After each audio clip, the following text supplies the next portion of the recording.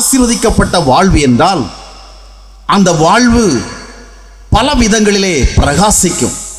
நம்முடைய இருதயத்திற்கு ஒரு நிறைவு, நாம் வாழ்வது நலமானது, அர்த்தமானது, அவசியமானது என்று எண்ணுகிற நிலைமை, நம்முடைய வாழ்வினாலே மற்றவர்களுக்கு ஒரு பிரயோஜனம்.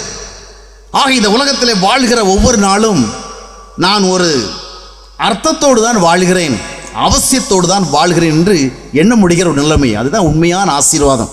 ஆண்டவராக இயேசு ஆசீர்வாதத்தை குறித்து பேசுகிற பொழுது, ஆவியில எளிமை உள்ளவன் பாக்கியவான், poor in spirit, they are the blessed people. அவர்களுக்கு தான் தேவனுடைய ராஜ்யம் சொந்தம், அதாவது தேவனுடைய எல்லா ஆசீர்வாதங்களும் சொந்தம். நிறைய பேருக்கு யாருமே ஏவலும் பண்ணி வைக்கல, மந்திரவாதம் பண்ணி வைக்கல, ஒண்ணுமே பண்ணி வைக்கல. ஆனாலும் அவர்கள் அவ்விதமாக சிந்திக்க தூண்டப்படுகிறார்கள்.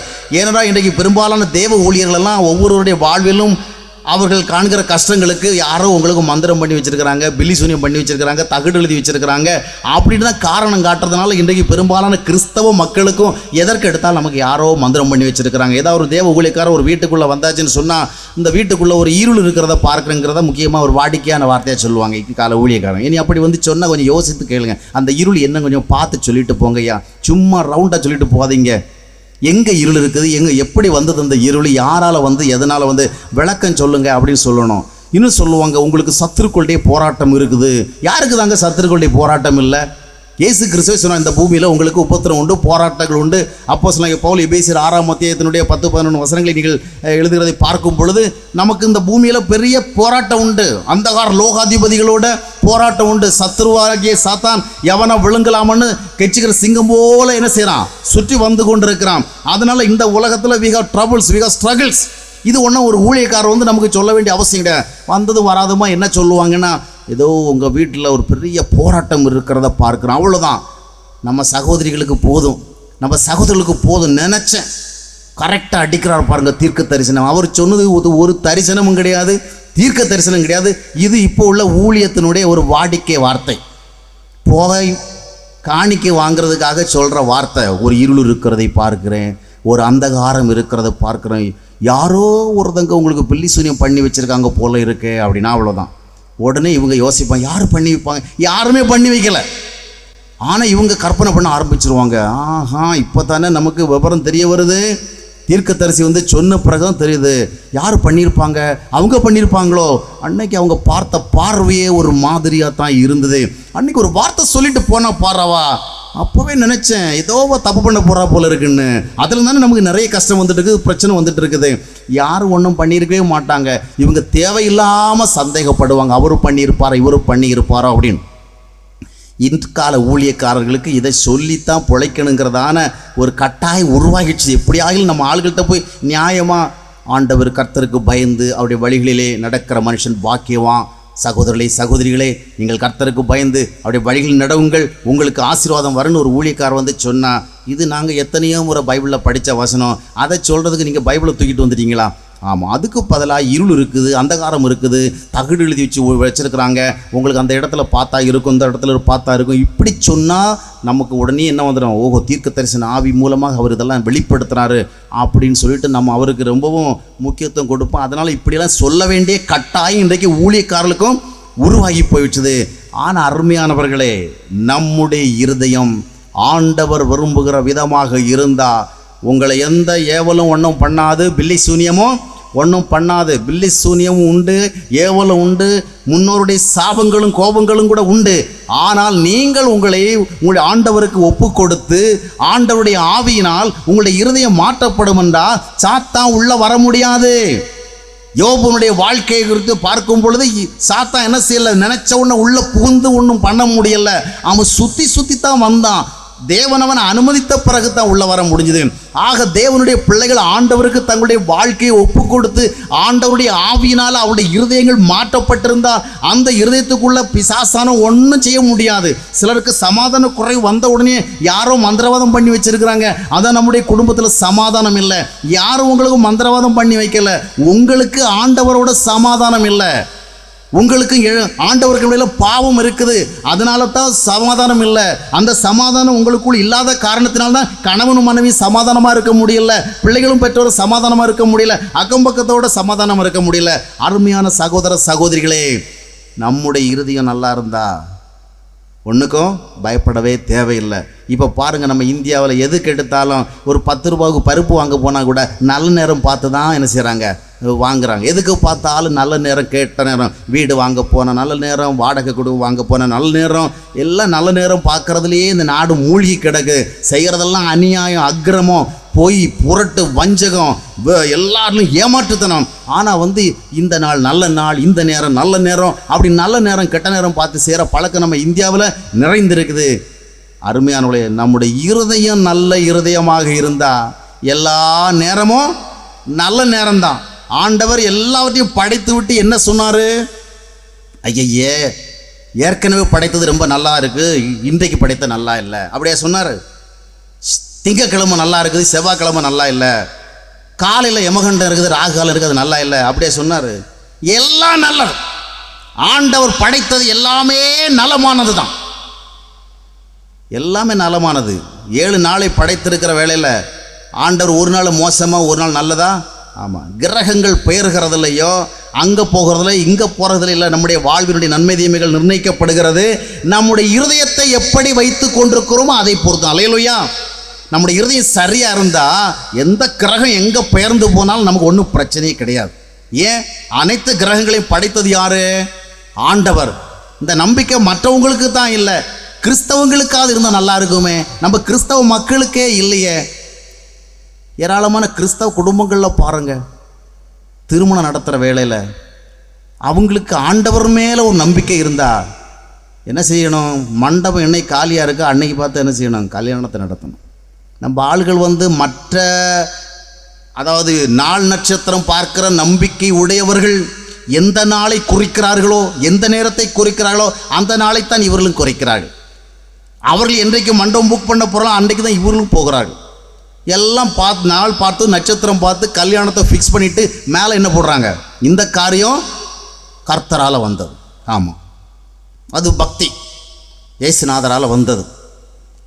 ஏன்னா இன்றைக்கி நிறைய பார்த்தீங்கன்னு சொன்னால், நம்ம குமரி மாவட்டத்தில் பார்த்தீங்கன்னா நிறைய வேன்ஸு, நிறைய கார்ஸ், வெஹிக்கிள்ஸில் பார்த்தீங்கன்னா ஃப்ரெண்டில் எழுதியிருக்கோம், பிரைஸ் தி லார்ட், என்னுடைய சமூகம் உனக்கு முன்பாக சொல்லும், இப்படி நிறைய வசனம் இருக்குது. எதுக்குன்னு சொன்னால், நிறைய பேர் இதை எழுதி போடுறது உண்மையான ஒரு உணர்வின் அடிப்படையில் அல்ல, ஒரு சென்டிமெண்ட். இப்படி ஒரு வசனத்தை அதில் எழுதி போட்டால் அது ரொம்ப ஆசீர்வாதம் இருக்கும்.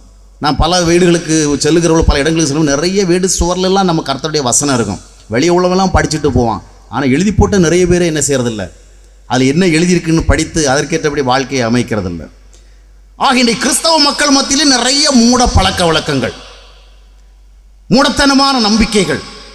அதனால தான் நம்ம நாட்டில் அமாவாசை ஜெபம், பௌர்ணமி ஜெபம் அப்படி கூட உருவாயிரும்.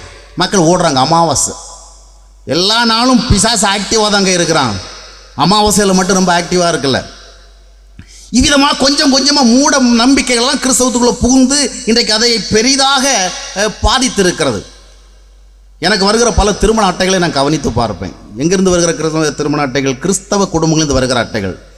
அதை பார்த்தீங்கன்னா கரெக்டாக மற்ற மதத்தில் உள்ளவங்க, மற்ற நம்பிக்கையில் உள்ளவங்க எதை நல்ல நாள், எதை நல்ல நேரம்னு குறித்திருக்கிறாங்களோ அதே நாளை தான் இவங்களும் குறிச்சிருப்பாங்க. ஆக ஆண்டவரை சார்ந்த ஜீவிதம் இல்லை. எந்த நாள் நல்ல நாள் கெட்ட நாளுங்க, எந்த நாள் எப்படி இருந்தாலும் சரி, நம்முடைய இருதயம் நல்லதாக இருந்தால் ஆசீர்வாதமாக இருக்கும். அல்லேலூயா. அதனால தான் ஆவியில எளிமை உள்ளவன், இந்த இருதயத்தில் அவன் நல்லா இருந்தால் அவன் பாக்கியவான். அவன் தான் is the blessed person, is a successful person. அவன் தான் வெற்றிகரமானவன். சாந்த குணமுடைய உள்ளவன், இரக்கம் உள்ளவன், இருதயத்தில் தூய்மை உள்ளவன். those who are pure in their heart. இருதயத்தில் தூய்மை உள்ளவர்கள் அவர்கள் என்ன செய்யலாமா? கடவுளையே பார்க்கலாம். இருதயத்தில் தூய்மை உள்ளவர்கள் அவர்கள் ஆண்டவரை தரிசிக்கலாம். நாம் எல்லாரும் இயேசுநாதரை தரிசிக்கலாம். ஒரு சிலர் மட்டும் நான் கடவுளை தரிசித்து சொல்கிறாங்களோ அதை நம்ம கேட்டுட்டு உட்காந்துருக்கிறோம். இல்லை, நாமும் என்ன சொல்லலாம்? we can also see our God. எப்படி? ஆண்டவருக்கு என்ன சொன்னார்? சிலருக்கு 7 நாள் உபவாசம் இருந்து 21 நாள் உபவாசம் இருந்து எப்படியாவது ஆண்டவர்கிட்ட ஒரு தரிசனம் பெறணும், ஒரு சொப்பனம் காணணும் அப்படி ஆசைப்படுறாங்க. ஆனால் ஆண்டவர் நமக்கு ரொம்ப எளிய வழியை சொல்லியிருக்கிறார். இருதயத்தை மட்டும் ஒழுங்காவை மகனே மகளே, இருதயத்தில் நீ தூய்மையாயிரு, உண்மையாயிரு, கலப்படம் இல்லாமல் இரு, வெறுப்பு இல்லாமல் இரு, பொறாமை இல்லாமல் இரு, எரிச்சல் இல்லாமல் இரு, கோபம் இல்லாமல் இரு, அடுத்தவன் மேலே தவறான எண்ணங்களற்றவனாக இரு. இந்த இருதயத்தை மட்டும் நீ நல்ல கலப்படம் இல்லாம நல்ல ஒரு இருதயமா வைத்துப்பார். You can see your God. அல்லேலூயா. சுத்தமுள்ள இருதயம் உள்ளவர்களெல்லாம் தங்களுடைய வாழ்க்கையிலே கடவுளை தரிசிக்கிறார்கள். கடவுள் எல்லாருக்கும் ஒரு சொப்பனத்தின் மூலமாகத்தான் வெளிப்பட வேண்டும் என்ற தேவையில்லை. தேவன் எல்லாருக்கும் தரிசனம் கொடுக்க வேண்டும் என்ற கட்டாயம் இல்லை. தேவன் தம்மை வெளிப்படுத்துவதற்கு பல வழிகளை கையாளுகிறார். அதில் முக்கியமான வழிதான் இயேசு கிறிஸ்து சொல்லிக் கொடுத்தார். உங்களுடைய இருதயங்கள் தூய்மையாக்கப்படுகின்ற பொழுது நீங்கள் உங்களுடைய தேவன் என்ன செய்வீர்கள்? தரிசிப்பீர்கள். இன்றைக்கு அநேகர் சொல்லுவாங்க, பரலோகத்துக்கு போயிட்டு வந்தேன், இயேசுநாதரை பார்த்தேன், பேசினேன், பழகினேன், நேருக்கு நேர் உட்கார்ந்து 3 மணி நேரம் 6 மணி நேரம் பேசினேன் அப்படிலாம் சொல்லுவாங்க. ஆனால் அவங்க இருதயத்திலிருந்து வெளிப்படுகின்ற காரியங்களை கவனித்து பார்க்கும் பொழுது எப்படி இவர்களிடத்தில் ஆண்டவர் பேச முடியும் என்கிற கேள்வி எழும்புகிறது. வாயை திறந்தா பொய். ஆண்டவர் கொடுக்காத திட்டங்களை எல்லாம் தேவன் கொடுத்தார் என்று பொய்யே சொல்லுகிறாங்க. அவங்களுக்கு பணம் திரட்டுறதுக்கு ஒரு ஆசை வந்துச்சுன்னு சொன்னால் இப்படி ஒரு திட்டத்தை ஆண்டவர் கொடுத்திருக்கிறார், இந்த திட்டத்தில் சேருகிறவர்களை தேவன் இவ்விதமாக ஆசீர்வதிக்க போகிறார். சமீபத்தில் நான் எனக்கு ஒரு நண்பர் சென்னையிலிருந்து ஒரு மெயில் அனுப்பியிருந்தார். அந்த மெயிலில் நம்முடைய தமிழ்நாட்டில் மிக பிரபலமான ஒரு ஊழியர்கள் கேட்டிருந்தாங்க பணம். ஏற்கனவே 65 கோடி ரூபாய் பணம் திரட்டி இருந்தாங்க.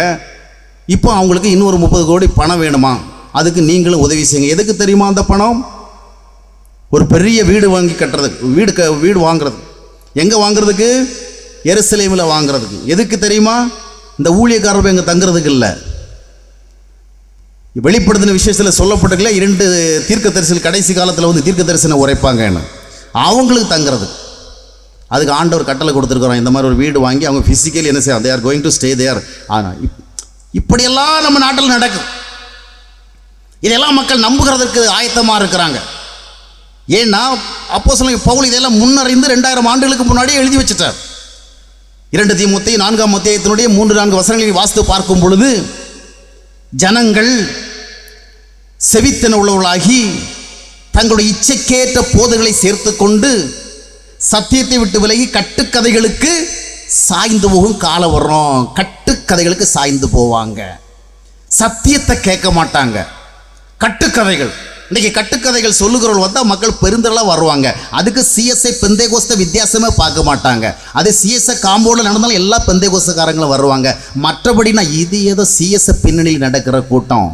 கட்டுக்கதைக்காரங்க வரட்டும், கவர்ச்சிகர ஊழியக்காரர்கள் வரட்டும், ஆடல் பாடல் தலைவர்கள் வரட்டும், நடன பாஸ்டர்கள் வரட்டும், எல்லாரும் வந்துடுவாங்க. அங்கே சிஎஸ்ஐ வித்தியாசமும் இல்லை, பெந்தேகோஸ்த வித்தியாசமும் இல்லை. ஐயோ அங்கே ஒரு பெரிய விழா ஒரு பெரிய நிகழ்ச்சி நடக்குது, அங்கே வல்லமையான காரியம் நடக்க போகிறது. கட்டுக்கதைகளுக்கு சாய்ந்து போகின்ற ஒரு காலத்தில் நாம் வாழ்ந்து கொண்டிருக்கிறோம். சத்தியத்தை குறித்த தாகங்கள் மக்களை விட்டு விலகி போய்கொண்டிருக்கின்றது. ஆனால் ஆண்டவராக இயேசு கிறிஸ்து சொன்னார், சத்தியத்தை அறிவீர்கள். You will know the truth. The truth will set you free. என்றைக்கு நீங்கள் சத்தியத்தை அறிகிறீர்களோ அப்பொழுதுதான் விடுதலை ஆவீர்கள். சத்தியத்தை எதன் மூலம் அறிய முடியும்? through God's words.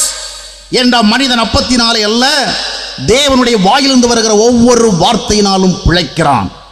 அந்த சத்திய வார்த்தைகளை கேட்டு தங்களுக்குள் விடுதலை அடையவில்லை என்றால், எத்தனை பாடல்களை பாடி நீங்கள் ஆடினாலும் பாடினாலும் துதித்தாலும் ஸ்தோத்தரித்தாலும் மேடைகளிலே விழுந்தாலும் அதனால you are not going to be blessed.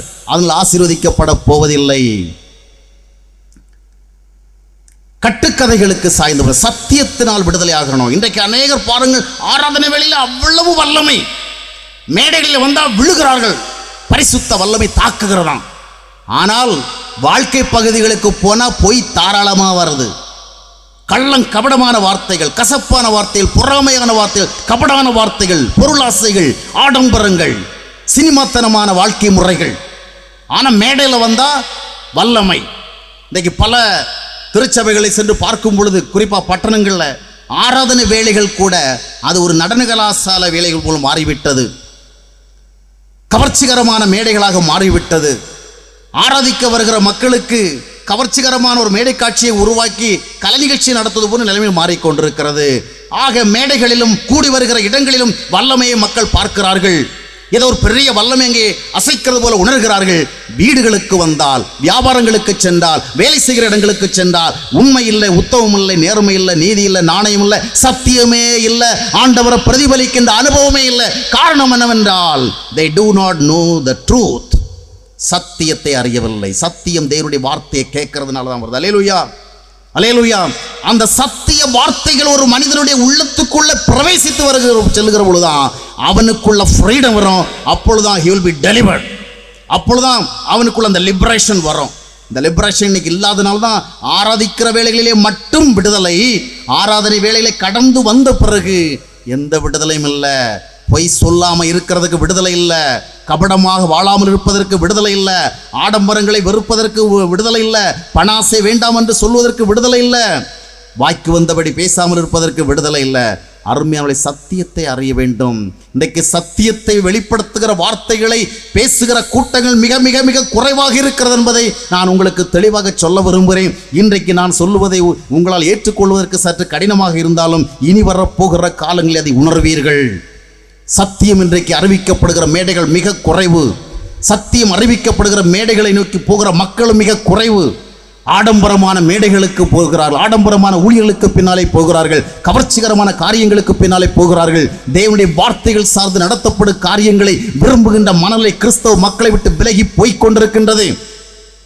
சத்தியம்தான் மனுஷனை விடுதலையாக்கும். அல்லேலூயா, சத்தியம்தான் விடுதலையாக்கும். வேத வார்த்தைகள் வேத வசங்க அடிப்படையில் ஏதோ ஜனங்களை கொஞ்ச நேரம் கலகலப்பாக்குனா போகாது. அல்லேலூயா சோத்திரம், அல்லேலூயா சோத்திரம் போட்டதுனால எல்லாம் ஆகிடாது.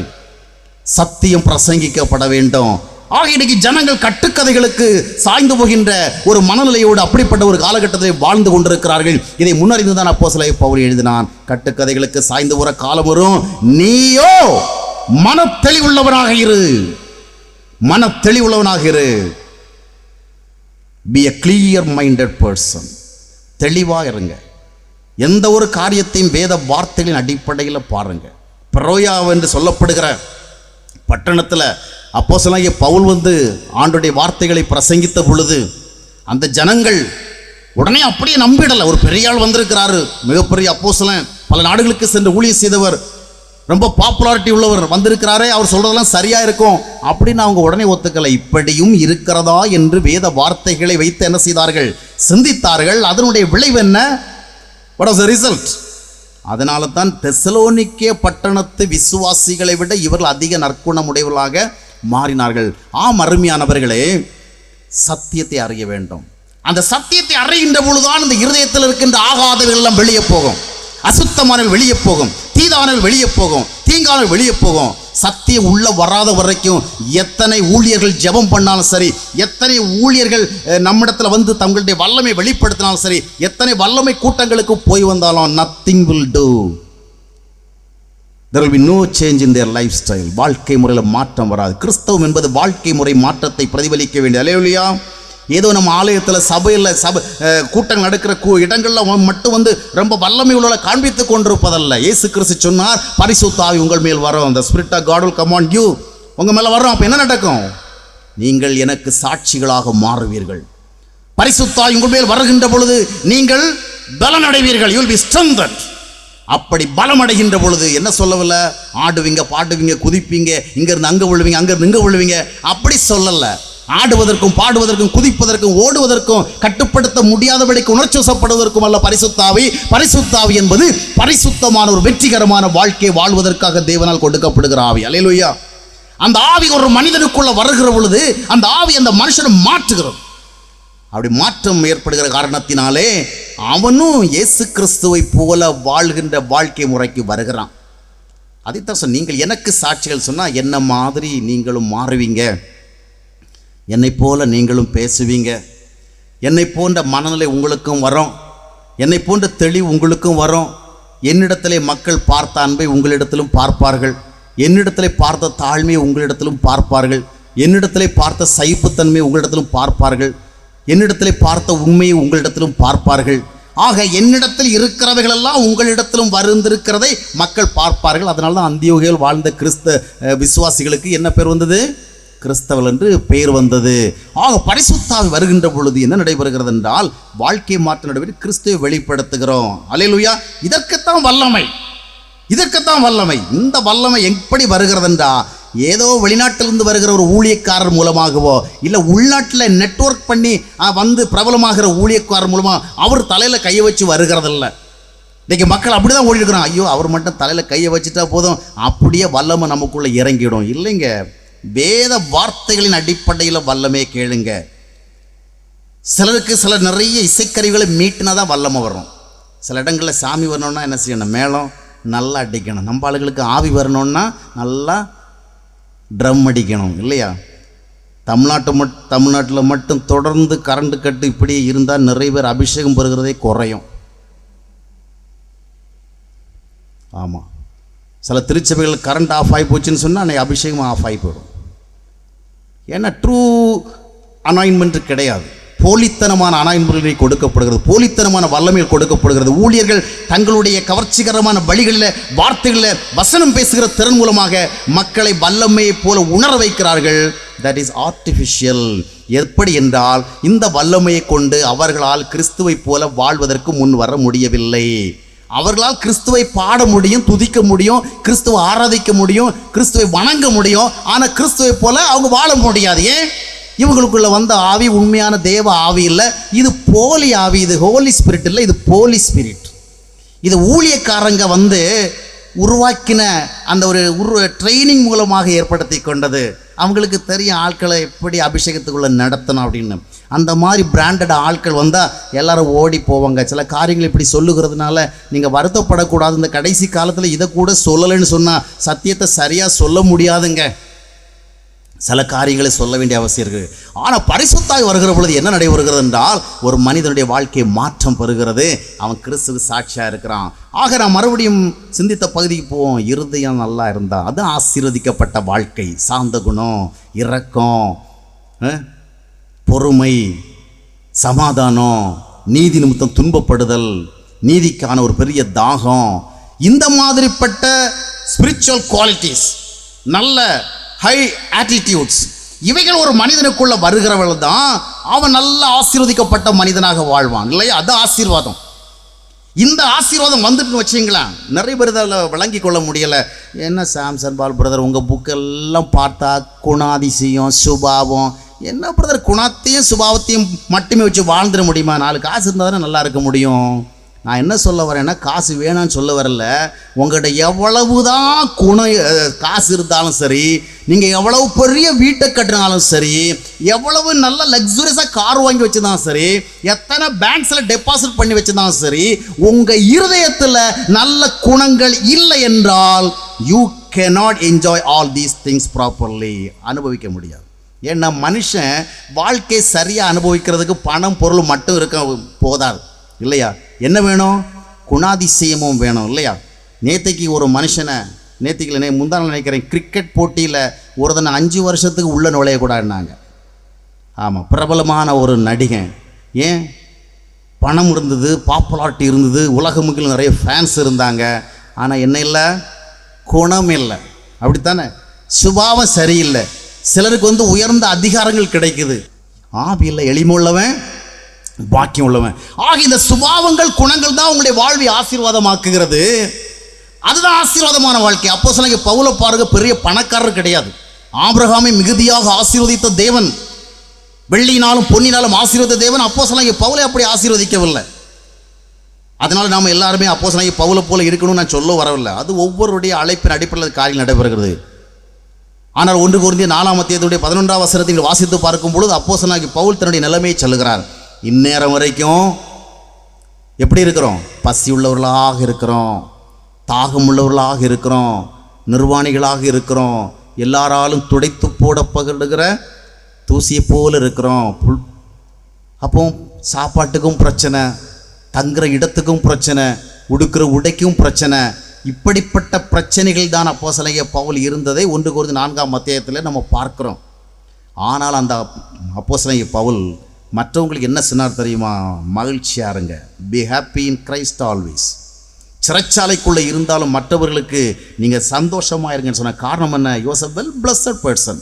நல்ல குணம், நல்ல மனம், நல்ல எண்ணம், நல்ல நினைவு, நல்ல இலக்கு, உயர்ந்த பார்வை, உயர்ந்த எண்ணம், உயர்ந்த சிந்தனை.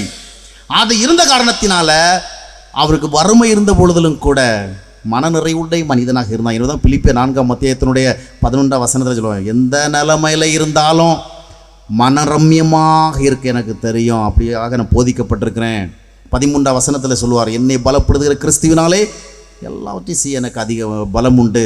ஆம் அருமையானவர்களே, நம்முடைய இருதயம் சரியாக இருக்கணும். ஏன்னா நேற்றை கூட நான் உங்களுக்கு சொன்னேன், எல்லாவற்றை பார்க்கிலும் இருதயமும் தான் கேடுள்ளதும் மகா திருக்குள்ளது மகா கேடுள்ளதுமா இருக்கிறது.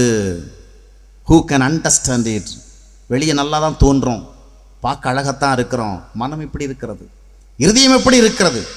வெளிப்புற அழகை குறித்து அதிகமாக கவலை கொள்ளுகிறோம். பியூட்டி பார்லர்ஸுக்கு போய் என்ன பண்ணிடுறோம், நம்மளை ஒரு அளவுக்கு போகிற வழி பண்ணிடுறோம், கொஞ்சம் நல்ல அப்பியரன்ஸை உருவாக்கிக்கிறோம். ஆனால் இருதயத்தை பற்றி கவனிக்கிறோமா? வாழ்வினுடைய நன்மை தீமைகளை நிர்ணயிப்பது இருதயம் தானே. உள்ளான இருதயத்தை அழுக்கடைய விட்டுவிட்டு, அருவருப்பாக இருக்க விட்டுவிட்டு, அசிங்கமாக இருக்க விட்டுவிட்டு, வெளிப்புறத்தை எவ்வளவு அழகு வைத்து அழகாக்கினா என்ன பிரயோஜனம்? உன்னுடைய வாழ்வை நிர்ணயிப்பது இருதயம் தானே. எனவே இந்த இருதயத்துக்குள்ள பரிசுத்தம் வரணும், நல்ல சுபாவங்கள் வரணும், குணங்கள் வரணும். அதற்கு பெயர் தான் ஆசீர்வதிக்கப்பட்ட ஒரு வாழ்க்கை. இப்படிப்பட்ட ஒரு ஆசீர்வதிக்கப்பட்ட ஒரு வாழ்க்கையை தான் ஆண்டவர் நமக்கு தர விரும்புகிறார். அல்லேலூயா! இப்படிப்பட்ட ஒரு ஆசீர்வதிக்கப்பட்ட ஒரு வாழ்க்கை, அப்படிப்பட்ட ஒரு ஆசீர்வதிக்கப்பட்ட வாழ்க்கையை நாம் பெற வேண்டும் என்றால் நம்முடைய வாழ்வில் 3 முக்கியமான காரியங்கள் நடைபெற வேண்டும். அல்லேலூயா! 3 முக்கியமான 3 important things. முதலாவதாக, நம்முடைய வாழ்வு ஆண்டவரால் ஏற்றுக்கொள்ளப்பட்ட வாழ்வாக இருக்க வேண்டும். அல்லேலூயா!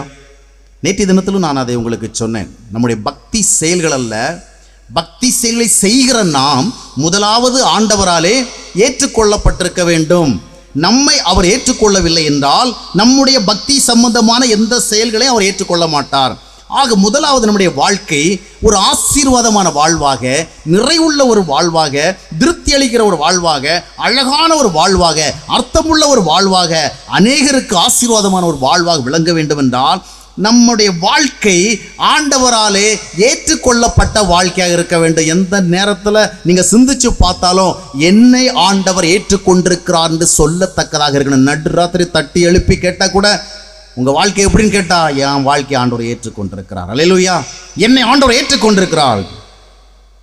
God has accepted me. God has accepted my life. ஏற்றுக்கொண்டு சொல்லணும். முதலாவது நம்முடைய வாழ்வை ஆண்டவர் ஏற்றுக்கொண்டிருக்கணும், நம்மை ஏற்றுக்கொண்டிருக்க வேண்டும். அதுக்கு என்னங்க செய்கிறது? ஆண்டவர் நம்முடைய வாழ்க்கையை ஏற்றுக்கொள்ளணும். என்ன பண்ணுறது?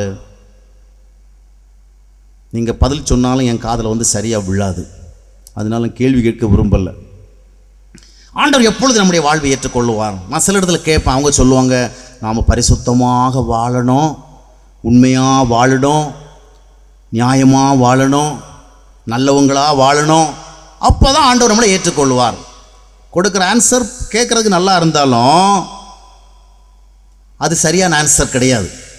ஆண்டவர் நம்முடைய வாழ்வை எப்பொழுது ஏற்றுக்கொள்கிறார் என்றால் நம்மை பரிசுத்தமாக்கி கொண்ட பிறகல்ல.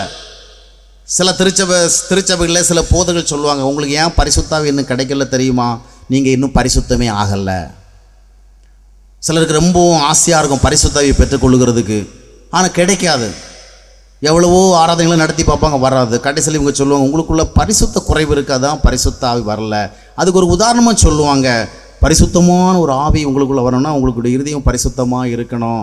பால் வாங்குறதுக்கு முன்னாடி பால் பாத்திரத்தை என்ன செய்யணும்? நம்ம என்ன செய்யணும்? கழுவணும். கழுவி சுத்தமாக இருந்தால் தான் அந்த நல்ல பால் அதில் வைக்க முடியும். நீங்கள் பால் வாங்குறதுக்கு முன்னாடி பால் பாத்திரத்தை கழுவுறது மாதிரி முதல்ல அவங்களுடைய இருதயத்தை நல்லா கழுவி சுத்தமாக வச்சுருந்தா தான் அதில் வந்து கர்த்தர் தம்முடைய ஆவியை ஊற்றுவார். இது சொல்கிறதுக்கு நல்ல ஒரு விடைய போல தோன்றினாலும் that's not the right answer, சரியானது கிடையாது. ஏன்னா நான் ஏற்கனவே பலமுறை சொல்லிவிட்டேன், எல்லாவற்றை பார்க்கலும் இருதயமே திருக்குள்ளதும் மகா கேடலும், irreparable, desperately sick. இதை நீங்க என்ன பண்ண முடியாது? மாற்றவே முடியாது. நீங்க எவ்வளவு தத்துவம் படித்தாலும் மாற்ற முடியாது, எவ்வளவு கல்வி கற்றாலும் மாற்ற முடியாது. எல்லாம் தெரிஞ்சிருக்கும், நிறைய படிச்சிருப்பாங்க, நிறைய புத்தகம் எழுதியிருப்பாங்க, ஆனால் அவங்களுடைய இருதயம்தான் வந்து இன்னும் மாறவே இல்லை. அதே பழைய இருதயம் தான் இருக்கிறது. அருமையானவர்களே, நல்லா கவனிச்சிங்க, நம்முடைய இருதயத்தை நம்மளால் என்ன பண்ண முடியாது? மாற்ற முடியாதுங்க. அப்படி மாற்ற முடியும்னு சொன்னால் ஏசுநாதர் இங்கே வந்திருக்க வேண்டிய தேவையே கிடையாது, இல்லையா? அங்கிருந்தே ஒரு கமாண்ட் கொடுத்துருப்பார், எல்லோரும் உங்களுடைய இருதயத்தை மாற்றிக்கொள்ளுங்கள், அப்பொழுது நீங்கள் ஆசீர்வதிக்கப்படுவீர்கள். இல்லை, நம்மை நாம் மாற்ற முடியாதுங்கிற காரணத்தினால்தான் நம்மை மாற்றுவதற்காக இயேசு கிறிஸ்து இந்த பூமிக்கு வந்தார். அப்போ நாம் என்ன செய்யலாம்? இப்போ டாக்டர்கிட்ட போகிறோம், டாக்டர் ரொம்பவும் உடல் வலியாக இருக்குது, கால் வலியாக இருக்குது, கை வலியாக இருக்குது, ரொம்பவும் பரிதாபமான நிலைமையில போய் நிற்கிறோம். டாக்டர் உடனே என்ன சொல்கிறாரு, இந்த நிலைமையில நீ உள்ளே வந்தால் எனக்கு இன்ஃபெக்ஷன் ஆகிடும், அதனால நீ போய் என்ன பண்ணு, முதல்ல நல்ல ஆரோக்கியமான பிறகு தான் இங்கே வரணும், அப்போ தான் உனக்கு மாத்திரை மருந்து எழுதுவேன். உன் பக்கத்தில் வந்தாலே நாத்தம் வருது, நீ வியாதி பிடிச்சி வந்திருக்கிற 7-8 நாள் குளிக்கவே இல்லை, பக்கத்தில் வந்தாலே மோசமான ஒரு ஸ்மெல்லாக இருக்குது, அதனால் முதலாவது போய் உன்னை என்ன பண்ணு, ஆரோக்கியப்படுத்திக்கிட்டு நல்ல ஹெல்த்தியான பிறகு நல்ல சுத்தமான பிறகு என்கிட்ட வா அப்படின்னு ஏதாவது டாக்டர் சொல்லுவாங்களா?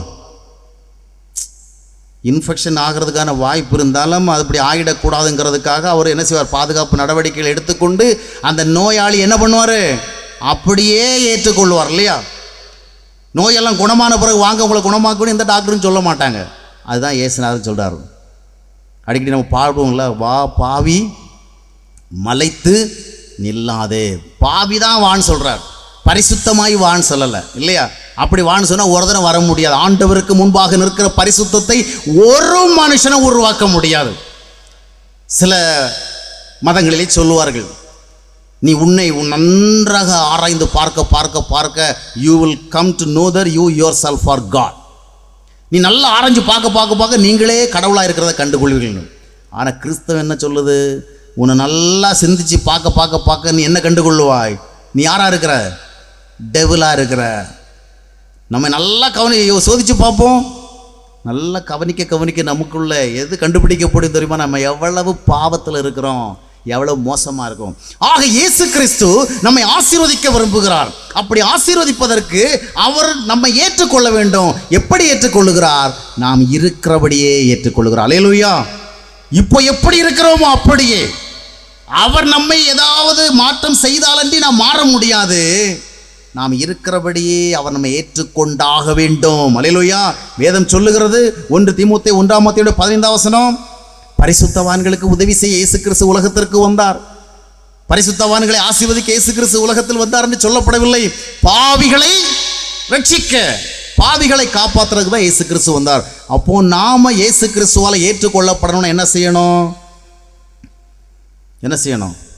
இந்த ஞாயிற்றுக்கிழமை எல்லாம் போய் பாவ அறிக்கை செய்கிறீங்களா, இந்த மாதிரி செஞ்சால் போதாது. ஒவ்வொரு ஞாயிற்றுக்கிழையும் போய் நான் பாவின்னு சொல்லிட்டு பாவியாகவே வாழ்கிறதில்ல. ஆமாம், பல திருச்சபைகளில் பாவ அறிக்கை செய்கிற பழக்கம் இருக்குது. ஏதோ இந்த அறிக்கையை வாசிக்கிறதுனால அவங்க பாவத்திலேருந்து விடுதலை அடையணும்னு அதை வச்சுருக்கிறாங்க. நாம் வாரம் போய் என்ன பண்ணுறோம், தப்பி போன ஆடுகளை போல உங்களுடைய சமூகத்தை விட்டு விலகி அலைந்து தெரிந்தோம், எங்களுக்கு இளைப்பாறுதல் இல்லை, இதையே வாழ்நாள் முழுசும் சொல்லிட்டு கடைசியில் இளைப்பாறுதல் இல்லாத இடத்துக்கு போய் சேர்ந்துடும். எழுதுறவங்க எழுதிடுவாங்க, கர்த்தருக்குள் நித்திரை அடைந்தார் அப்படின்னு. ஆமாம், அவங்க எங்கே பார்த்தாங்க இவர் எங்கே போய் நித்திரை அடைந்தாருன்னு. நாம் எப்போவுமே நல்லா நினைக்கணும் இல்லையா? இன்றைக்கி கூட ஒரு சகோதரன் எல்லாம் இருக்கட்டும் பிரதர், நல்லதே நினைப்போம், அவ்வளோதான். ஆமாம், அவர் எங்கே போனாரோ கர்த்தருக்குள், கர்த்தருடைய பாதத்தில் இளைப்பாறுகிறார், கர்த்தருடைய சமூகத்திலே அவர் சேர்த்து கொள்ளப்பட்டிருக்கிறார். எங்கே போய் சேர்ந்தாருன்னு நமக்கு தெரியாது. நாம் கல்லறையில் அதெல்லாம் பண்ணி கிராஸ் நடுறவர்கள் அதை எழுத்தான் ஆகணும். வாரம் பாவின்னு சொல்கிறோம்ல, இந்த மாதிரி பாவின்னு சொல்லிட்டு போகிறதில்ல. டாக்டர்கிட்ட போயிட்டு ஊறுபட்ட வியாதியெல்லாம் சொல்லிட்டு போயிட்டு வரேன் சார் டாக்டர் அப்படின்னு போயிட்டே இருக்கிறதில்ல. குணமாகணும் இல்லையா? அடுத்த வாரம் பாவ அறிக்கை செய்கிறோம், ஆண்டவரே போன வாரம் தப்பி போன ஆட்டை போல இருந்தேன், நீர் என்னை உம்முடைய மந்தையில் சேர்த்து கொண்டிருக்கிறீங்க, நான் பாவி இப்போ கிடையாது, இப்போ உம்முடைய பிள்ளை அப்படின்னு சொல்கிற ஒரு லெவல் வரணும் இல்லையா? வாரம் போய் நம்முடைய குறைபாட்டை மட்டுமே அறிக்கையிட்டு வருகிறதுனால நம்முடைய குறை நீங்காது. ஆண்டவர் பரவாயில்ல, ரொம்ப ஆனஸ்டாக இருக்கிறானே, எல்லா சண்டையும் அவன் என்ன பண்ணிடுறான், பாவின்னு சொல்லிட்டு போகிறான். பொய் சொல்லலையே. சர்ச்சில் பாவின்னு சொல்லிட்டு போயிடுவாங்க, வீட்டில் போன பிறகு அவங்கள யாரா பாவின்னு சொல்லட்டும். சர்ச்சில் இருந்து நான் பாவிதான், வீட்டில் எடா பாவி அப்படின்னு யாராச்சும் சொல்லட்டும். யாரை பார்த்து சொன்ன பாவின்னு? நீ தானம்மா சொன்னப்பா சர்ச்சில் நான் பாவி அப்படின்னு. சர்ச்சில் இப்படி வேணாலும் சொல்லுவோம் இல்லையா? ஆக இந்த மாதிரி கடமைக்கு பாவின்னு சொல்லிட்டு போகிறதில்ல. நான் தூசி குப்பை ஒன்றுக்கு உதவாதவன் இப்படி சொல்லிட்டே போகிறதில்லைங்க. மாற்றங்களை அடைய முன் வர வேண்டும். இந்த வாரம் பாவி என்று அறிக்கையிட்டா அடுத்த வாரம் ஆண்டவர் உடைய சமூகத்தில் நான் பரிசுத்தமாக்கப்பட்டிருக்கிறேன், அதற்காக உமக்கு நன்றி அப்படி சொல்லணும். அல்லேலூயா, அல்லேலூயா. ஆக சடங்காச்சாரமான பாவ அறிக்கை இல்லை. உண்மையிலேயே பரிசுத்தமாகணுங்கிற ஆசையில் என்ன செய்யணும், அறிக்கை செய்யணும். அதுவரை அந்த அறிக்கை செய்யாமல் இருக்கிறது நல்லது. ஏன் இது ஆண்டவரை பார்த்து நம்ம வந்து ஜோக் அடிக்கிறது மாதிரி இருக்குது. டாக்டர்கிட்ட ஒரு நோயாளி போயிட்டு நோயெல்லாம் சொல்லிவிட்டு டாக்டர் போயிட்டு விட்டுங்களா அப்படின்னு சொன்னால் அவருக்கு என்ன கோபம் வருமா வராதா? அவன் என்ன உண்மையை தானே வந்து சொல்லிட்டு போகிறான். நோயாளி அவன் நோயெல்லாம் சொல்லிட்டு போகிறான். அதனால் டாக்டர் அவனை அப்ரிசியேட் பண்ணுறா. மறுபடியும் என்ன செய்வான்? செக்யூரிட்டி கார்டு வந்தால் இவன் மறுபடியும் உள்ளே வந்தால் என்ன செய்ய விடாது? உள்ளே விடக்கூடாது இல்லை. ஆண்டவர் அந்த மாதிரி பண்ணுறதா இருந்தால் இன்றைக்கி திருச்சபைகளில் ஆட்களுடைய எண்ணிக்கை பேரளவில் குறைஞ்சிடும். அந்த மாதிரி இல்லை. உண்மையாகவே நாம் பாவியாங்கிறத முதலாவது அறியணும். அறிந்து நம்ம என்ன செய்யணும்? ஆண்டவரிடத்தில் ஒப்பு கொடுக்கணும். நாம் இருக்கிறபடியே ஆண்டவர் ஏற்றுக்கொள்கிறார். உங்களுடைய பாவங்கள் இரத்தாம்பரம் போல சிவப்பாக இருந்தாலும் அது பஞ்சை போல வெண்மையாகும். வாருங்கள் என்று தான் அழைக்கிறார் இல்லையா? லூக்கா 5:32 வாசிக்கும் பொழுது, நான் பரிசுத்தவான்களை அழைப்பதற்காக இந்த பூமிக்கு வந்தேன் என்று இயேசு சொல்லவில்லை, நான் பாவிகளை மனம் திரும்புவதற்கு அழைக்க வந்தேன். அப்போ நம்ம என்ன பண்ணணும்னா, நாம் பாவியா இல்லையா என்கிறத தீர்மானிக்கணும். 3 நாட்களாக ஆண்டுடைய வார்த்தையில் உங்களுக்கு பிரசங்கிக்கப்படுகிறது. நாம் பாவியா இல்லையா என்று அறிந்து கொள்வதற்கான வெளிச்சம் வீசப்பட்டு கொண்டே இருக்கின்றது. ஏதோ ஒரு பிரசங்கம் கேட்டு போகிறதுனால உங்களுக்கு ஆசீர்வாதம் வரும் என்று சொல்லி உங்களை ஏமாற்ற நான் விரும்பல. இந்த இடத்துல வந்துட்டு போனீங்களே ஆண்டவர் உங்களுக்கு ஒரு ஆசீர்வாதம் தருவார். இங்கே வந்து பிரசங்கம் கேட்டால் உங்களுக்கு இல்லை, கிடையாது. வார்த்தைகளை கேட்குறவன் இல்லை, கேட்டபடி செய்கிறவன் தான் ஆசீர்வதிக்கப்படுவான் என்று சொன்னார் இல்லையா? என் வார்த்தை, என்னுடைய வார்த்தைகளை கேட்டு அதன்படி செய்கிறவன் எவனோ அவன் ஆழமாக தோண்டி தன்னுடைய வீட்டை கட்டுகிற புத்தியுள்ள மனுஷனாக இருக்கிறான். ஆக முதலாவது நம்மை பாவி என்று ஏற்றுக்கொள்ளணும். கெட்ட குமாரன் வந்து அவங்க அப்பா கிட்ட போகிறான். அப்பா கிட்ட இருந்து சொத்தெல்லாம் வாங்கிட்டு போய் எல்லாத்தையும் தொலைச்சிட்டு வீணாக்கிட்டு, ஒருவேளை சோத்துக்கு கூட வழி ஏதாவது நிலைமை ஏற்பட்டு, பன்றிகள் சாப்பிடுகிற சாப்பாடு கூட அவனுக்கு கிடைக்காத நிலைமை ஏற்பட்டு, அதுக்கு பிறகுதான் இவன் தன்னை உணர்கிறான். he realized himself. தன்னை உணர்கிறான். ஐயோ இந்த மாதிரி தப்பு பண்ணிட்டேனே, ஒருவேளை சோத்து கூட நமக்கு இந்த மாதிரி பிரச்சனை ஆகி போச்சுதே அப்படின்னு அவன் ஃபீல் பண்ணிக்கிட்டு, சரி இந்த மாதிரியே வாழ்ந்தால் சரிப்பட்டு வராது, அதனால எங்கள் அப்பாக்கிட்டே போவோம், அவரை மாதிரி நல்லூர் வேறு யாரும் கிடையாது, அவர்கிட்ட போனால் ஒருவேளை சோறு கிடைக்கும், அதனால் அவர்கிட்ட போவோம். மகனென்று அவர் என்னை ஏற்றுக்கொள்ளாமல் இருந்தாலும் பரவாயில்ல, ஒரு வேலைக்காரனாவது என்னை வைத்துக்கொண்டு அவரிடத்துலேருந்து எனக்கு ஏதாவது உதவி கிடைக்கணும் என்று போனான். தன்னை உணர்ந்தான், தன்னை ஒரு பாவி என்று அறிந்தான், தன்னுடைய தவறு அவனுக்கு சரியாக உணரப்பட்டது. அதற்கு ஒரு மனம் திரும்பின மனநிலையோடு அவன் தகப்படத்தில் சென்ற பொழுது என்ன நடந்தது? லூக்கா 15:20 வசனத்தை வாசித்து பார்க்கும் பொழுது, தூரத்தில் வருகிற பொழுதே அந்த தகப்பன் என்ன செய்தார்? ஓடி போய் அவனை கட்டி அணைத்து அவனை ஏற்றுக்கொண்டார் இல்லையா? ஆக அவன் வந்தபடியே அவனை ஏற்றுக்கொண்டார். அவன் வந்த அந்த நாற்றத்தோடு, அந்த அருவருப்போடு, அந்த சுத்தமற்ற அந்த நிலையோடு அவரை ஏற்றுக்கொண்டார். அடுத்து என்ன செய்தார்? தொடர்ந்து வருகிற வசனங்களை நீங்கள் வாசித்து பார்க்கும் பொழுது, கொண்டு வா, உயர்ந்த உடைகளை கொண்டு வா, இவனுக்கு மோதிரத்தை போடுங்க, நல்ல கால நல்ல செருப்பு போடுங்க, அது மட்டுமல்ல இவன் திரும்பி வந்ததுக்காக நல்ல ஒரு ஃபீஸ்ட், ஒரு பேங்கட் ஒன்று அரேஞ்ச் பண்ணுங்க, அந்த மாதிரிலாம் சொல்லுகிறார். அப்போது அதைத்தான் இயேசு கிறிஸ்து நமக்கு ஊமையாக சொன்னார். ஒரு தேவன் நம்ம எப்படி ஏற்றுக்கொள்கிறார்? நம்மை நாமே பரிசுத்தப்படுத்தி கொள்வதில் அல்ல. நாம் எவ்வளவுதான் பைபிள் படித்தாலும் பரிசுத்தமாகவே மாட்டோம். நீங்கள் வேதாகமத்தை கவர் டு கவர் 10 முறை படித்தாலும் வேத அறிவு தான் பெருகுமே ஒழிய உங்களுக்குள்ளே இருக்கிற பரிசுத்த முறையில் மாறவே மாறாது. எத்தனை தான் நீங்கள் ஜெபம் பண்ணாலும் மாறாது, எவ்வளோ உபவாசம் இருந்தாலும் மாறாது, எத்தனை உபவாச கூட்டத்துக்கு போனாலும் மாறாது, எத்தனை ஊழியக்காரங்க உங்கள் தலைமையில் கையை வச்சு ஜெபம் பண்ணாலும் மாறாது, எத்தனை ஊழிய ஸ்தாபனங்களுக்கு நீங்கள் காணிக்கை கொடுத்தாலும் மாறாது. எப்பொழுது உண்மையிலேயே நான் ஒரு பாவி, என்னிடத்துல பாவம் இருக்குது, என்னிடத்தில் பாவம் இருக்கிறத அறிந்து கொண்டேன் என்று உணர்ந்து, ஆண்டவரே என்னை ஏற்றுக்கொள்ளும், இந்த பாவத்திலிருந்து என்னை விடுவியும் அப்படி சொல்லி நம்மை ஒப்பு கொடுக்கிறோமோ, அப்பொழுதுதான் ஆண்டவருடைய கிருபை நம்முடைய வாழ்வை சந்திக்க ஆரம்பிக்கும். அல்லேலூயா. இன்றைக்கு நான் ஒரு கேள்வியை கேட்கணும். நான் என்றைக்கு மனம் திரும்பினேன்? எப்பொழுது என்னுடைய வாழ்விலே ரட்சிப்பு வந்தது? சகைவை பார்த்து இயேசு கிறிஸ்து சொன்னார், இந்த நாளில் இந்த வீட்டில் என்ன வந்தது? ரட்சிப்பு வந்தது. அப்போ சகைவுக்கு அந்த நாள் என்றைக்கு ஞாபகத்தில் இருக்கும் இல்லையா? இயேசுநாதர் என்றைக்கு வந்தார், என்றைக்கு அவருடைய வாழ்வில் திருப்பம் ஏற்பட்டது என்பது சகைவனுடைய மெமரியில் இருக்கும். இன்றைக்கு உங்களுடைய மெமரியில் இருக்கா? நீங்கள் ரொம்ப வருஷமாக சர்ச்சஸுக்கெல்லாம் வருகிறலாம், ரொம்ப வருஷமாக நிறைய ஊழியங்களுக்குள்ளெல்லாம் போய் வந்து கொண்டு இருக்கலாம், ரொம்ப வருஷமாக பைபிள் படிக்கலாம், ஆனால் ஆண்டவரிடத்திலே வந்து விட்டீர்களா? ஆண்டவரை உங்களுடைய வாழ்வில் இரட்சகராக ஏற்றுக்கொண்டு விட்டீர்களா? உங்களை பாவி என்று உணர்ந்து இயேசு கிறிஸ்துவை ஏற்றுக்கொண்டீர்களா? அப்படி திட்டவட்டமாக சொல்ல முடியவில்லை என்றால் எனக்கு அது தெரியல, நான் ரொம்ப வருஷமாக சர்ச்சுக்கு போகிறேன், ஏதோ பைபிளில் படிச்சிருக்கிறத பார்த்து கொஞ்சம் நான் ஆண்டவருக்கு பயந்து ஜீவிக்கிறேன், இப்படி மட்டும் தான் சொல்ல முடியும்னு சொன்னால் you are not clear, you are not sure about your salvation.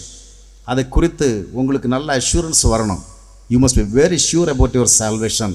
அதனால் என்ன பண்ணும், ஆண்டவரே நான் உண்மையான ஒரு ரட்சிப்பை விரும்புகிறேன், என் வாழ்க்கை இப்படியே போயிட்டு இருக்கக்கூடாது, ஒரு திருப்பம் ஏற்படணும், சகையுடைய வாழ்வில் நடந்தது போல என்னுடைய வாழ்வில் நடக்கணும் அப்படின்னு சொல்லிட்டு ரட்சிப்பை கேட்கணும். அப்பொழுது ஆண்டவர் நம்ம என்ன செய்வார், அப்படியே ஏற்றுக்கொள்வார், அப்படியே ஏற்றுக்கொள்வார். நம்ம இருக்கிறபடியே அவரிடத்துல போவோம். அல்லேலூயா. இந்த இரவு வேளையிலே நமக்குள் நம்மை ஆராய்ந்து பார்த்தால் ஆண்டவர் விரும்பாத அநேக தவறான சுபாவங்கள் இருக்கக்கூடும், அநேக தீய குணங்கள் இருக்கக்கூடும், அநேக பாவமான சுபாவங்கள் இருக்கக்கூடும். ஆனால் எல்லாவற்றோட அப்படியே ஆண்டவரிடத்தில் வருவோம். ஆண்டவரே நான் இருக்கிறபடியே வருகிறேன், இருக்கிறபடியே என்னை உங்களிடத்தில் ஒப்பு கொடுக்கிறேன், நீர் என்னை மாற்றும் என்று சொல்லி ஆண்டவரிடத்தில் நாம் நம்மை ஒப்பு கொடுக்க வேண்டும். ஆக முதலாவது இயேசு கிறிஸ்துவாலே நாம் ஏற்றுக்கொள்ளப்பட வேண்டும். நம்மை பாவி என்று உணர்ந்து வருகின்ற பொழுது வேதத்தில் ஆண்டவர் சொன்னார், என்னிடத்தில் வருகிற ஒருத்தனை நான் என்ன பண்ண மாட்டேன், புறம்பே தள்ள மாட்டேன். அவரிடத்தில் வருகிற ஒருதலை அவர் புறந்தள்ள மாட்டார்.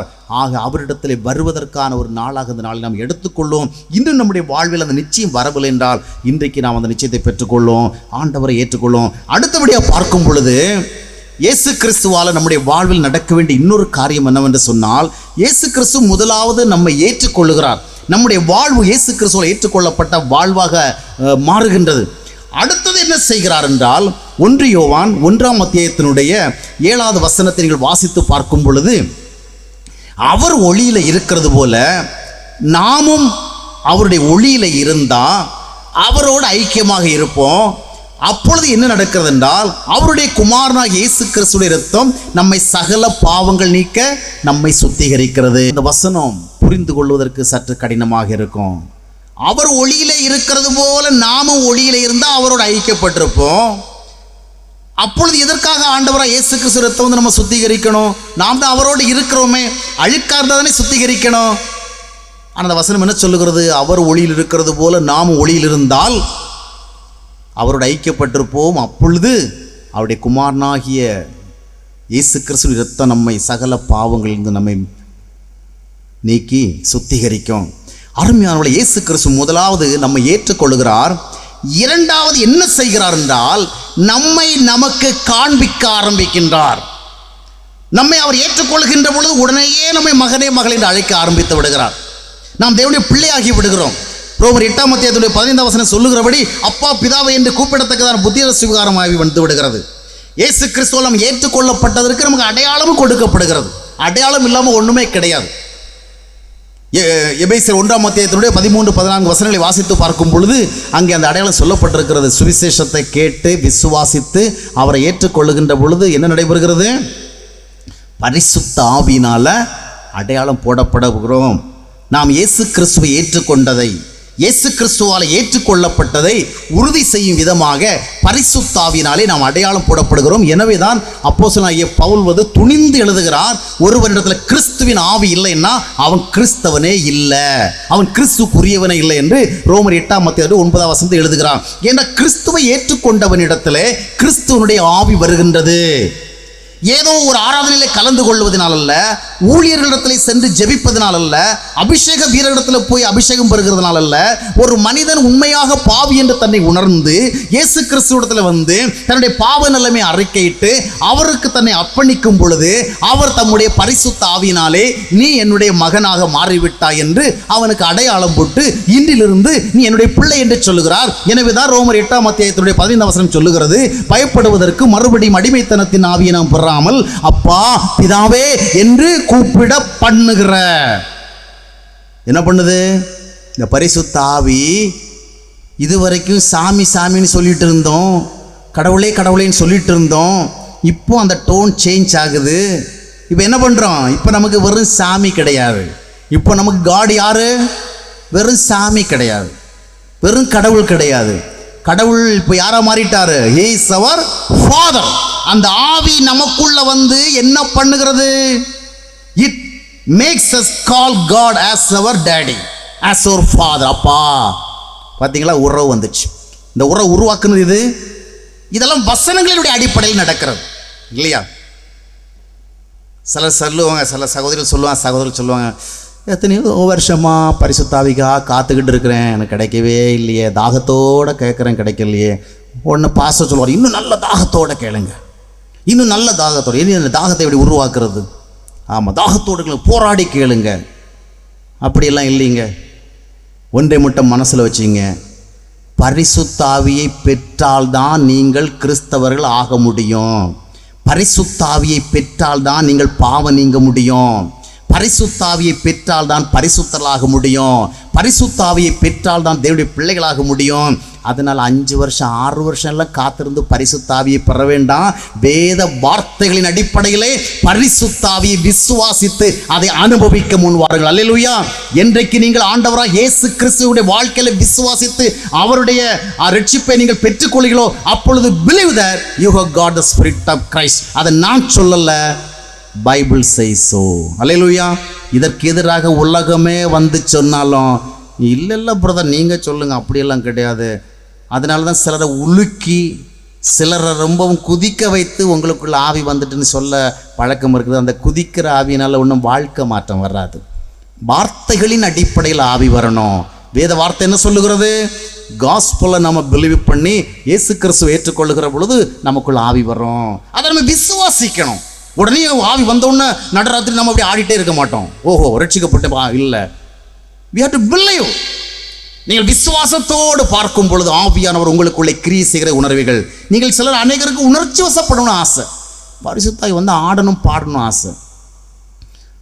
அப்படி இல்லை, விசுவாசியுங்கள். ஸ்பிரிட் ஆஃப் காட் உங்களை ஒர்க் பண்ண வருவார்.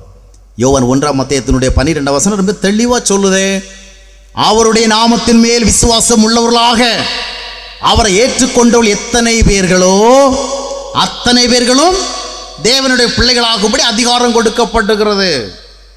Those who have believed and also received him as their savior, they are given the authority to become the children of God.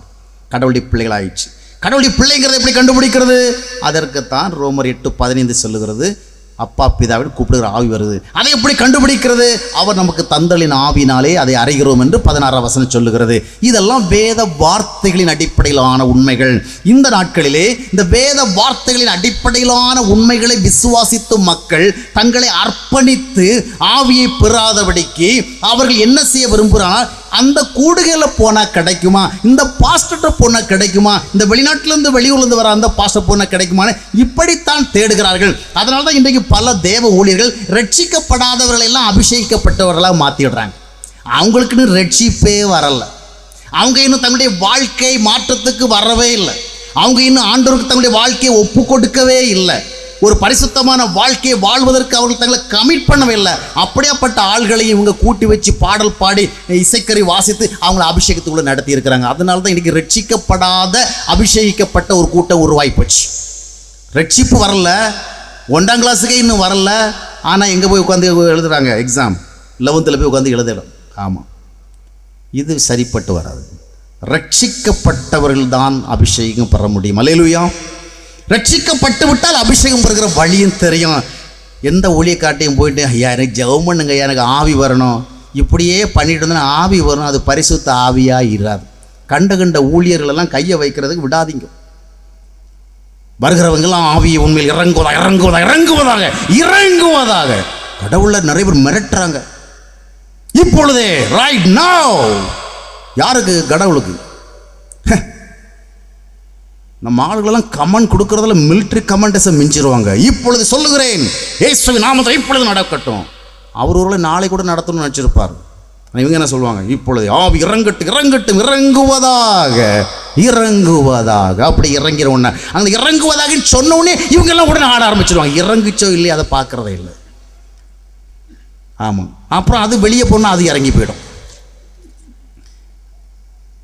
அதனால தான் ஒவ்வொரு முறையும் மேலேருந்து வர வேண்டியதாக இருக்குது. இப்படியெல்லாம் இறங்கக்கூடாதுங்க. இந்த ஊழியக்காரர் வழியாகவே இறங்குற ஆவியெல்லாம் வாங்காதீங்க. அதில் அது நமக்கு தேவையில்லாத ஆவி. அந்த ஆவியால் உங்களை பரிசுத்தம் வாழ முடியாது. வார்த்தைகளின் அடிப்படையிலே, சத்தியத்தின் அடிப்படையிலே, தனிப்பட்ட வாழ்வை தேவனுக்கு அர்ப்பணித்த நிச்சயத்தின் அடிப்படையிலே பரிசுத்த ஆவியை விசுவாசித்து பெற்றுக்கொள்ளுங்கள். அல்லேலூயா. You can also have the spirit of Christ. ஆண்டவர் எனக்கு அப்படிப்பட்ட ஆவியை கொடுத்திருக்கிறார். அப்படிப்பட்ட அபிஷேகம் என்னிடத்துல இருக்கிறது. எனக்கும் அந்நிய பாஷையில் பேச தெரியும், பாடத் தெரியும், நீண்ட நேரம் பேச தெரியும், பல விதங்களில் பேச தெரியும். அது மேடையில் முழங்கி காட்டி கவர்ச்சி விளம்பரம் தேடுவதற்காக அல்ல. எதற்காக சொல்லுகிறேன்னா, இதெல்லாம் ஏதோ ஒரு விசை வழியாக அல்ல. By believing the word of God, வார்த்தையின் அடிப்படையில் இயேசுவை விசுவாசிங்க, ஒப்பு கொடுங்க, பரிசுத்தாய் உங்களோடு வரோம். அல்லேலூயா. அதை நீங்கள் எக்ஸ்பீரியன்ஸ் பண்ண முடியும். யூ கேன் எக்ஸ்பீரியன்ஸ், அதை எக்ஸ்பீரியன்ஸ் பண்ண முடியும். ஆக பரிசுத்தாவியின் மூலமாக ஆண்டவரால் நாம் ஏற்றுக்கொள்ளப்பட்டது உறுதி செய்யப்படுகிறது. அதற்கு பிறகு ஆண்டவர் என்ன பண்றாருன்னா, தம்முடைய ஐக்கியத்துக்குள்ள அந்த பாவியை கொண்டு வரார். இப்போ அவர் யாரா இருக்கிறார்? He is the light. அப்போ நாம பாவியாக அங்கே வரவள் என்ன நடக்கும்? our sins will be exposed. அதுதான் அந்த வசனம் சொல்லுகிறது. 1 யோவான் 1:7 அவர் ஒளியில இருக்கிறார், நாமும் அந்த ஒளியில வந்தா நம்முடைய பாவங்கள் வெளிப்படும். அப்பொழுது we can come to know that we have sins. அப்பொழுது அதை உணர்கிறோம். அப்பொழுது ஆண்டவராகிய இயேசு கிறிஸ்து இரத்தம் நம்மை கழுவி சுத்திகரிக்கிறது. அப்படித்தான் அந்த ப்ராசஸ் நடைபெறுகிறது. ஒரே நாளில் ஆண்டவர் பாவிகளாக இருக்கிற நம்மை தேவனுடைய பிள்ளை என்று ஏற்றுக்கொள்ளுகிறார். ஆனால் ஒரே நாளில் நாம் தேவனுடைய பிள்ளைக்குரிய எல்லா குவாலிட்டிஸோடு மாறிடுறது கிடையாது. அற்பர்களாகிய நம்மை ஆண்டவர் பிள்ளைகளே என்று அழைக்கிறார். அதற்கு பிறகுத்தான் அந்த பிள்ளைக்குரிய தகுதிகளை உருவாக்குகிறார். எப்படி உருவாக்குறார்னா, நம்மை நமக்கு காண்பிக்கிறார். ஏசாயா தீர்க்கதரிசி புஸ்தகம் 6:5 நீங்கள் வாசித்து பார்க்கும் பொழுது கடவுளுடைய ஒரு முக்கியமான தீர்க்கதரிசிக்கு ஆண்டவர் ஒரு மகிமையை காண்பிக்கிறார். அந்த மகிமையான காட்சியை பார்த்த உடனே, இந்த காலத்தில் மட்டும் ஒரு கடவுளுடைய ஊழியக்காரருக்கு அந்த மாதிரி ஒரு காட்சி கொடுத்திருந்தா அவர் ஊரெல்லாம் போய் சொல்லியிருப்பார் இல்லையா? கர்த்தரை கண்டேன், கர்த்தரை கண்டேன், அவருடைய மகிமை எவ்வளோ பெருசாக இருந்தது. எங்கள் வீட்டுக்கு சில கிறிஸ்தவ பத்திரிகைலாம் வருது, அதில் நிறைய விளக்கமே இருக்குது. இயேசுநாதர் எப்படி இருப்பார், தேவன் எப்படி இருப்பார், பரிசுத்தாவியானவர் எப்படி இருப்பார். ஒரு நாள் ஒரு முக்கியமான ஊழியக்காரர் இடத்துல பரிசுத்தாவியானவர் வந்தாராம். பரிசுத்தாவியானவர் வந்து இயேசுநாதர் இடத்துல அவர் அழைச்சிட்டு போனாராம். இயேசுநாதர் என்ன பண்ணாராம், அவரை பிதாவிடத்தில் அழைச்சிட்டு போனாராம். இயேசுநாதர் சொன்னால் நான் என் பிதா ஒன்றாக இருக்கிறோம். ஆனால் இவர் சொல்கிறார், பரிசுத்தாவியானவர் இயேசுநாதரத்தில் அழைச்சிட்டு போனார், இயேசுநாதர் பிதாவிடத்தில் அழைச்சிட்டு போனார்.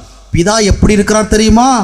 அவர் ஒன்றும் பெரிய வயசான ஒரு மாதிரி கிடையாது, 20 வயசு பையன் மாதிரி இருந்தார்.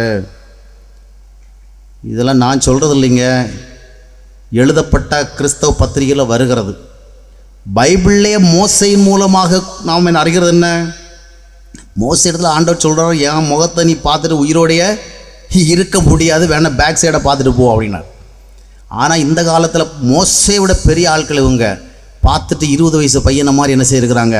அதையெல்லாம் நம்ம ஆளுகள் அப்படியே ஒத்துக்கிட்டு அதுக்கெல்லாம் காணிக்க கொடுக்கவும் தயாராக இருக்கிறாங்க. அவங்க என்ன சொன்னாலும் சரின்னு சொல்கிறதுக்கு ஆயத்தமாக இருக்கிறாங்க. ஏன்னா கட்டுக்கதைகளுக்கு சாய்ந்து போகிற காலம் வரும் இல்லையா? ஆக அந்த ஏசாயா தீர்க்கதரிசிக்கு அந்த மகிமையான காட்சி கொடுக்கப்படுகிறது. அங்கே காண்பிக்கிறார், பார் ஏசாயாவை, நான் யார், நான் எப்படி, என்னுடைய மகிமை எப்படி. அதை காண்ட பொழுது ஆஹா, பிரமாதம் பிரமாதம், கண்டேன் கண்டேன், ஆஹா, what a glorious thing it is.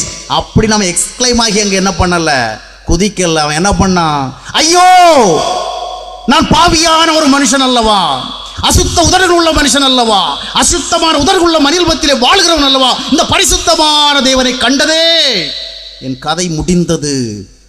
O, I am going to be destroyed. அப்பொழுதுதான் ஆண்டவர் என்ன செய்தார், பலிபீடத்திலிருந்து ஒரு தழலை எடுத்து அவனுடைய உதடுகளை தொட்டு அவனை பரிசுத்தமாக்கினார்.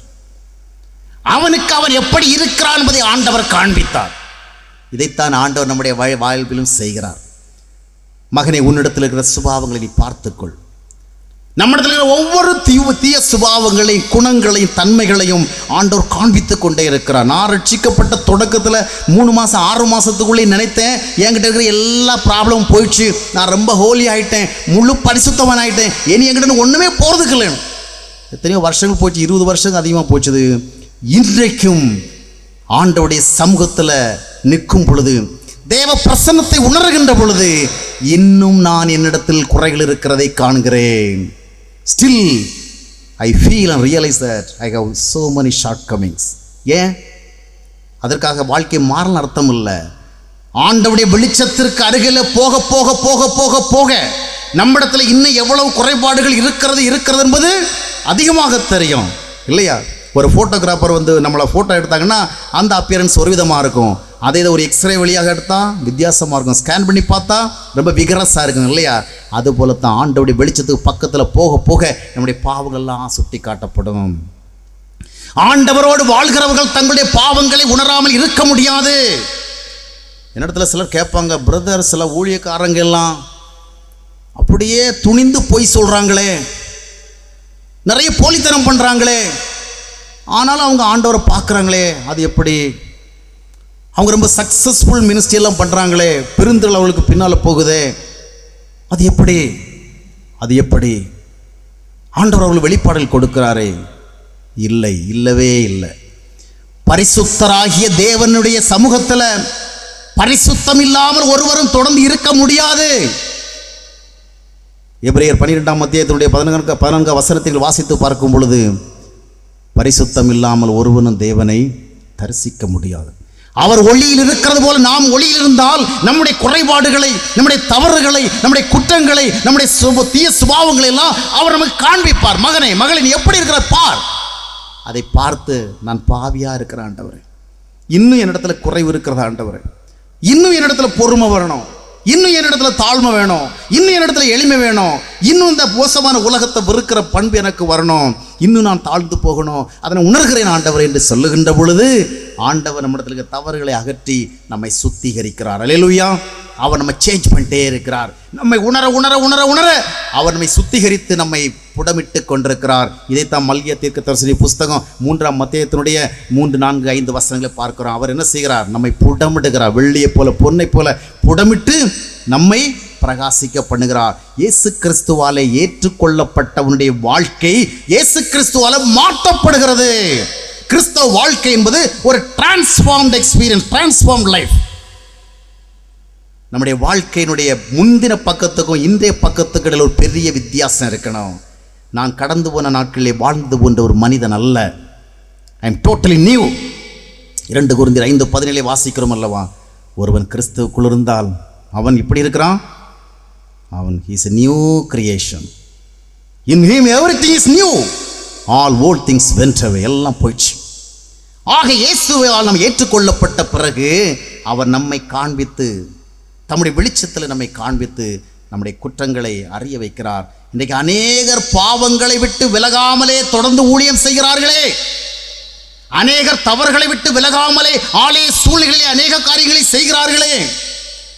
அவர்களிடத்தில் இருக்கிற பாவங்கள் மற்றவர்களுடைய கண்களுக்கு தெரிகிறது, அவர்களிடத்தில் இருக்கிற தவறுகள் மற்றவர்களால் கண்டுகொள்ள முடிகிறது. ஆனால் அவர்கள் அதை உணராதபடிக்கு தொடர்ந்து ஊழியம் செய்கிறார்களே, தொடர்ந்து பெருந்திரளுக்கு தலைவர்களாக இருக்கிறார்களே. இது எப்படி?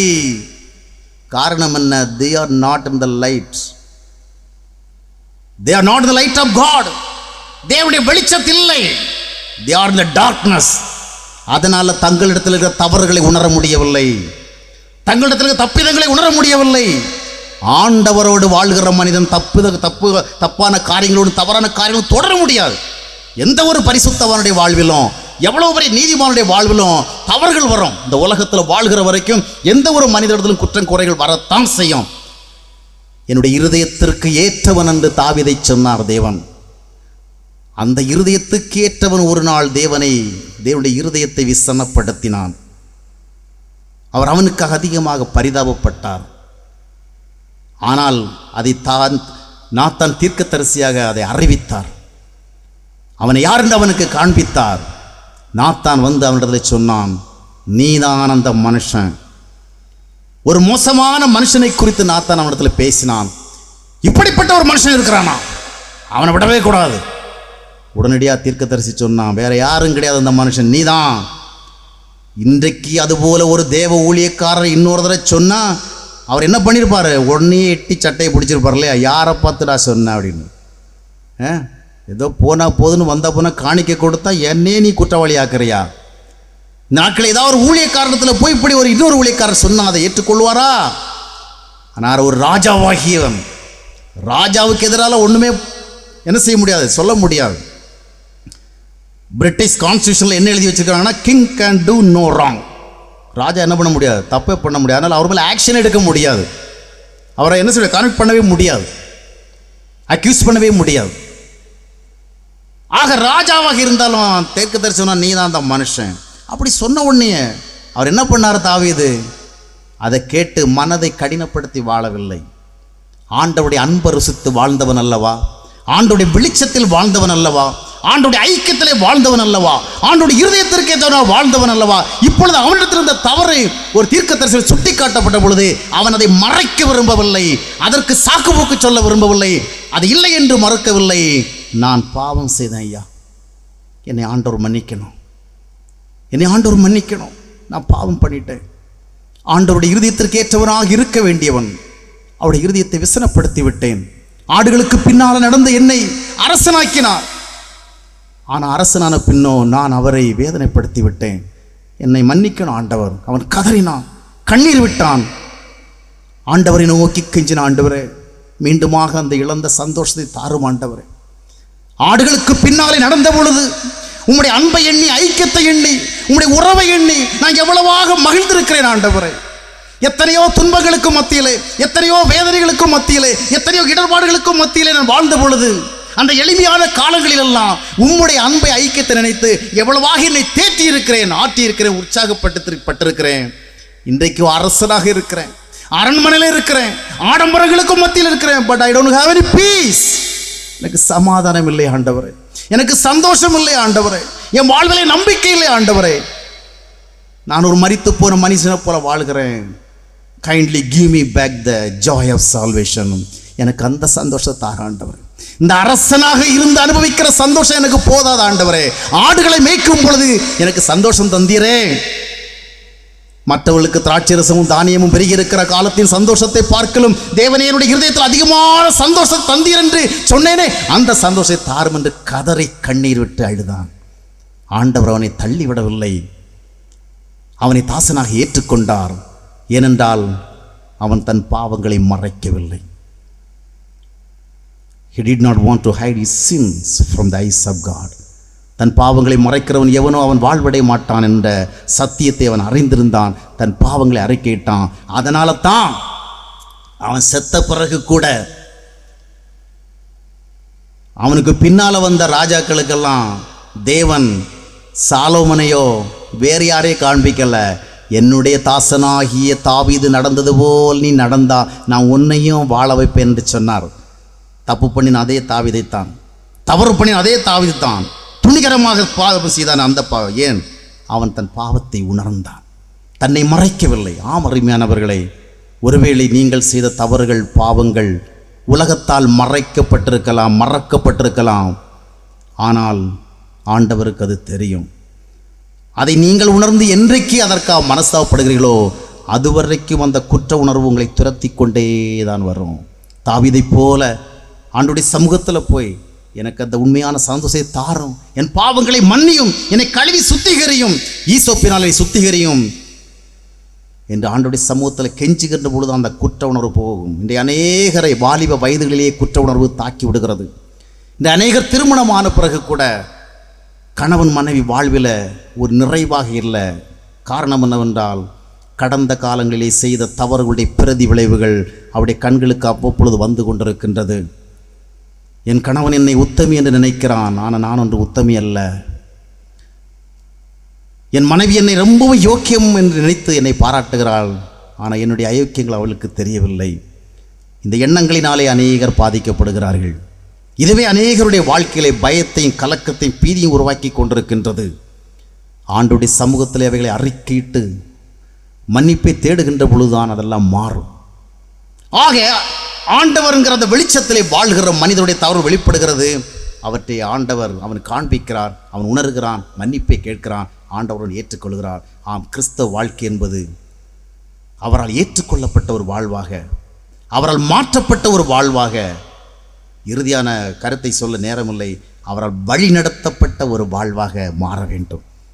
யோவான் 14:27 ஆண்டவர் சொன்னார், என்னுடைய ஆடுகள் என் சத்தத்தை கேட்கும். நாம் ஆண்டவருக்கு நம்மை ஒப்பு கொடுத்திருந்தால் ஏதோ அவர்கள் இவர்கள் ஆண்டவர் இப்படி பேசுகிறார் என்று சொல்லுகிறத கேட்கறதில்ல. நாம் ஆண்டவருடைய சத்தத்தை கேட்கலாம். அதைத்தான் ஆண்டவர் சொன்னார், என்னுடைய ஆடுகள், my sheep will hear my voice. என்னுடைய ஆடுகள் என் சத்தத்தை கேட்கும். ஆண்டவருக்கு நம்மை உண்மையாக அர்ப்பணித்திருந்தால் அவருடைய சத்தத்தை நாம் நமக்குள் கேட்கலாம். அப்படி கேட்கும் பொழுது என்ன நிகழ்கிறது? அடுத்த வாக்கியத்தில் சொன்னார், அவைகள் என்னை பின்தொடர்கின்றது. இன்றைக்கி நிறைய பேர் சொல்லுவாங்க, நான் ஆண்டவரை பார்த்தேன், ஆண்டவர் என்னோட பேசினாரு, ஆனால் ஆண்டவருடைய வழிகளில் அவர்கள் நடப்பதில்லை. ஆனால் இயேசுங்க என்ன சொல்லுகிறார்? என்னுடைய ஆடுகள் என் சத்தத்தை கேட்கும், சத்தத்தை கேட்கறதுனால என் பின்னே வரும், என்னை பின்தொடரும், என் வழியில் நடக்கும். அருமையான சகோதரி சகோதரிகளே, நம்மை நாம் யார் என்று உணர்ந்து கொள்ளுகின்ற பொழுது ஆண்டவர் மகிழ்கிறார், நம்மை பிள்ளைகளாக ஏற்றுக்கொள்ள விரும்புகிறார், நம்மை அப்படியே ஏற்றுக்கொள்ளுவார். அது மட்டுமல்ல, நம்மை மாற்றி தேவனுடைய பிள்ளைகள் அந்தஸ்தோடு நிலைநிறுத்துவார். கடந்த காலத்துடைய தவறுகள் ஓடிவிட்டது, பாவங்கள் ஓடிவிட்டது, குற்ற உணர்வுகள் ஓடிவிட்டது, சாபங்கள் ஓடிவிட்டது, பாவங்கள் ஓடிவிட்டது. இப்பொழுது நாம் நிமிர்ந்து நிற்கலாம். ஆண்டவரனை மாற்றி விட்டார், ஆண்டவரை ஏற்றுக்கொண்டு விட்டார். நீங்க எல்லாரும் என்ன வேண்டான்னு சொன்னாலும் என் ஆண்டவரால் ஏற்றுக்கொள்ளப்பட்ட அந்த ஒரே அனுபவம் எனக்கு போதும். உங்களுடைய அன்பு எனக்கு கிடைக்காமல் போனாலும் பரவாயில்லை. My God loves me, he has accepted me, he has cleansed me. என்னை சுத்திகரிச்சிருக்கிறாரு. his love is more sufficient for me. அப்படி சொல்லுவோம். தலை நிமிர்ந்து நிற்கலாம். அல்லேலூயா. நம்முடைய தலைகளை நிமிர்ந்து நிற்க ஆண்டவர் செய்வார். குனிந்து கொண்டு வாழ தேவையில்லை, குற்ற உணர்வோடு வாழ தேவையில்லை, தயங்கி வாழ தேவையில்லை. ஆண்டவருடைய சமூகத்தில் நாம் தலை நிமிர்ந்து வாழலாம். அதற்கு ஆண்டவர் நம்மை அழைக்கிறார்.